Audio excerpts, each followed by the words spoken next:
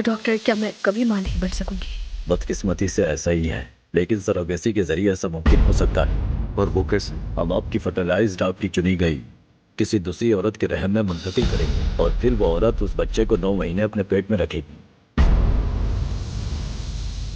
गांव की खूबसूरत लड़की को दिया और खुद को सबसे अमीर आदमी के हवाले कर दिया।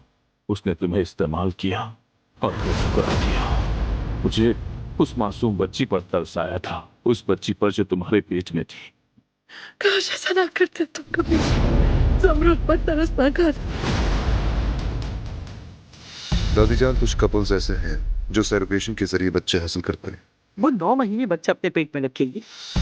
अगर पैदाइश के बाद वो नियत बदलने और बच्चा देने से इनकार करने तो फिर तुम क्या करोगे? एक और मसला खड़ा हो जाएगा। और दानिया की भी क्या ख्याल है? इससे पहले भी तुम्हें खूबसूरत और सेहतमंद बेटी दी है।